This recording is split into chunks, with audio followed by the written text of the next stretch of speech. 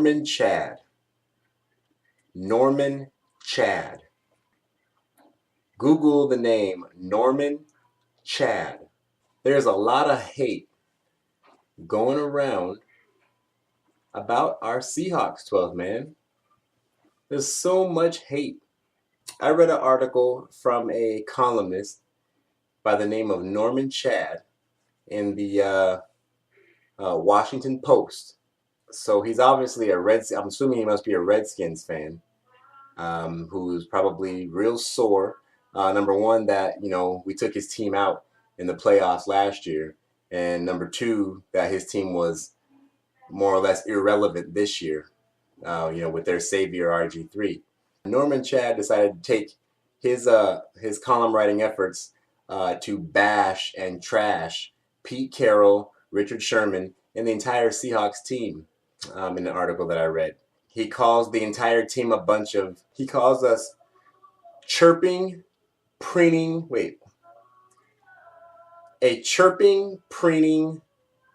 lot of look at me, I'm the baddest man on the planet showboaters.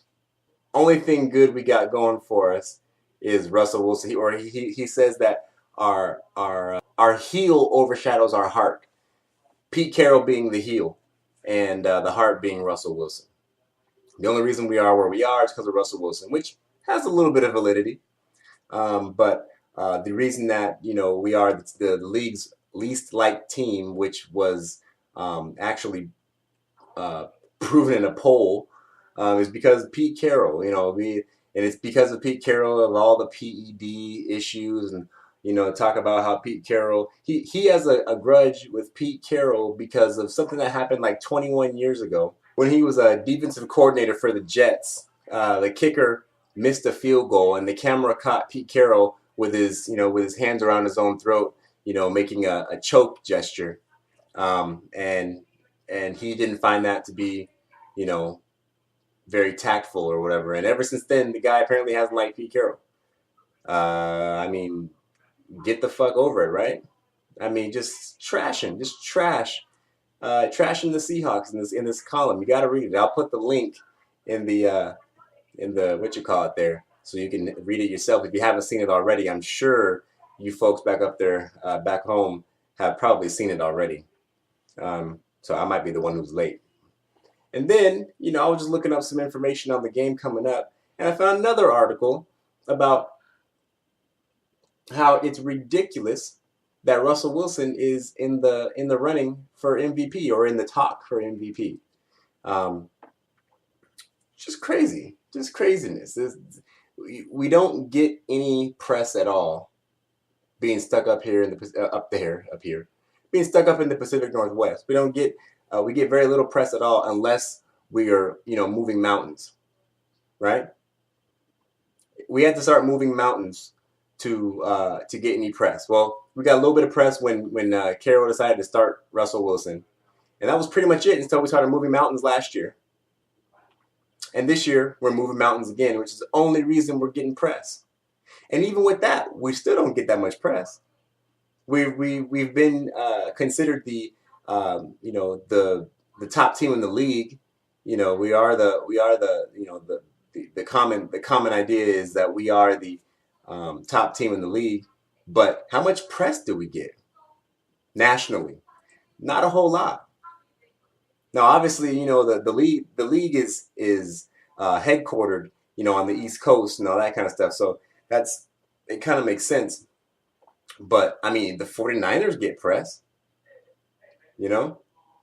It's crazy, man. It's crazy how biased the league is when it comes to the Seattle Seahawks. When we were 13-3 in 2005 and went to the Super Bowl, we still didn't get that much press, and not very much right after. So it's crazy, and the press we're getting now is negative. We got people trying to rip on us. So, man, I'll put the link to both these articles in the description there in my videos. You guys can check them out. I guess this Norman Chad, he looks like a fucking goofball. You'll see his picture on the article. I don't know what his deal is. But Yeah, he's got some disdain for Russell, excuse me, for Pete Carroll and for Richard Sherman. Says Richard Sherman is the only Stanford graduate to have a degree, to earn a degree in trash talking.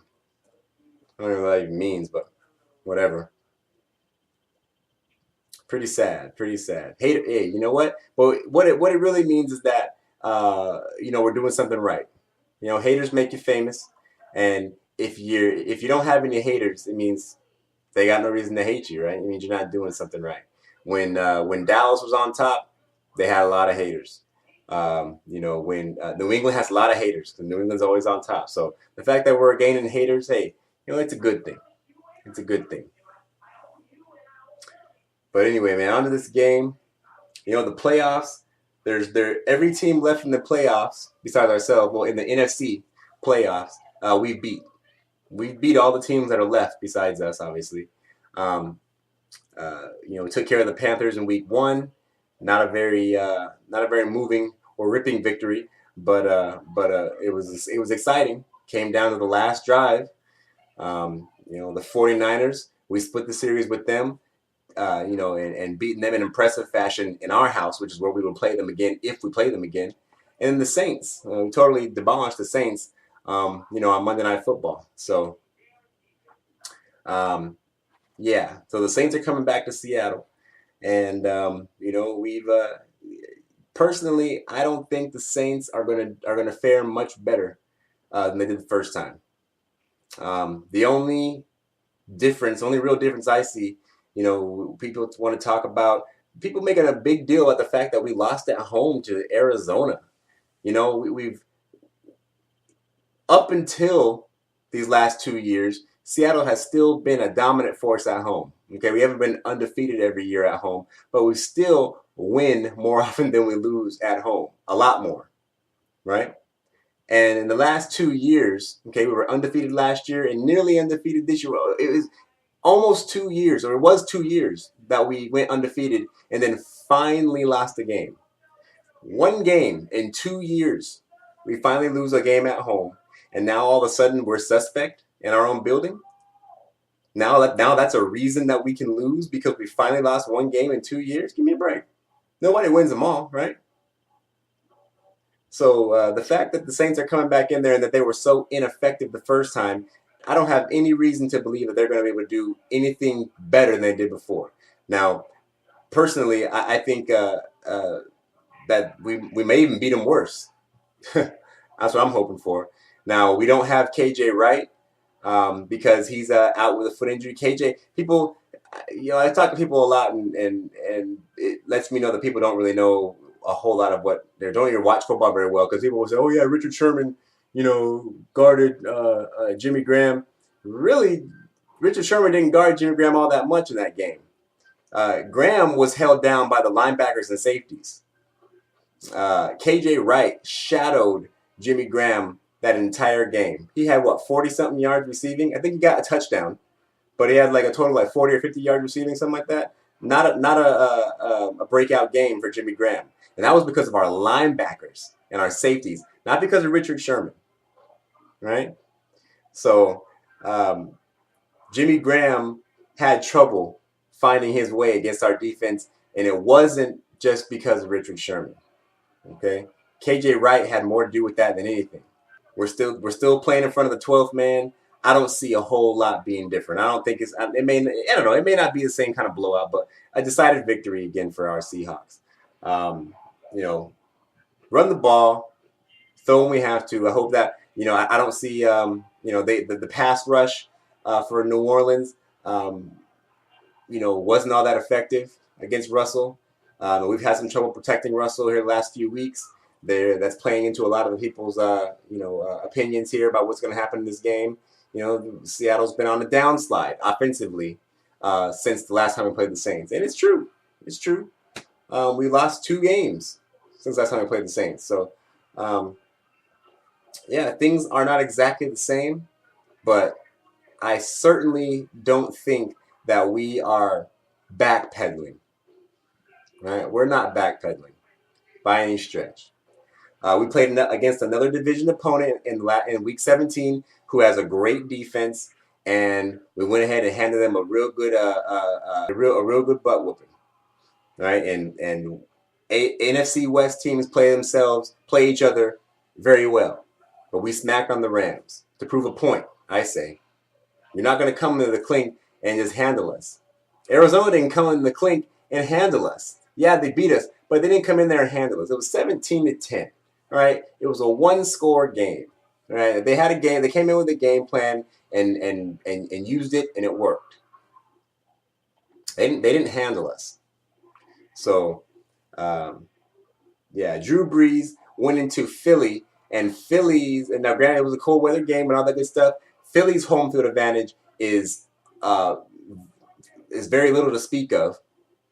Okay, and they barely made it out of there with the win. Barely. They barely made it. You know, the Saints finally got a road victory in the playoffs, a road victory period, and now all of a sudden they're no longer. That's what's funny. The Saints finally got a road victory, a road playoff victory. All of a sudden their road woes are long forgotten. Seattle finally loses one game at home, and all of a sudden we're suspect in our own building. It just doesn't make sense. It just doesn't make sense. It's going to be business as usual in this game. Two-score game easily, if not more. And,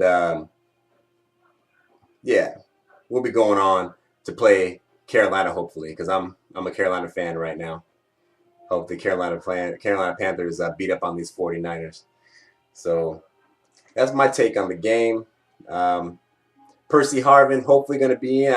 He's practiced all week, or he's practiced all since they started practicing for this game. He's been in. So assuming he doesn't have any setback between now and Friday, I guess, then we'll be, or they practice Friday, so whatever day, he'll be playing, and hopefully he can play and be healthy enough after the game to play again. So. Yeah, I'm looking at this realistically, and I'm basing it a lot on what I saw in the first game. You know, you can't base this game on the previous game, but I'm basing a lot of it on what I saw then. Just if the game previously had been anywhere near closer, I'd say it's more of a close one here. But they got destroyed in that game. It's the same exact situation. If you guys think that the Seattle Seahawks team is somehow worse now than it was then, you got another thing coming. You got another thing coming.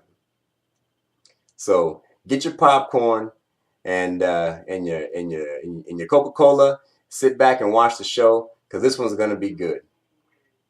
This one is gonna be good. There's not gonna be much doubt of who the best team in the NFC is when this game is over. You heard it right here. See if I can get another video up here before the game. But yeah, man, not a chance. No chance in hell for these Saints. Fuck the Saints. Go Hawks.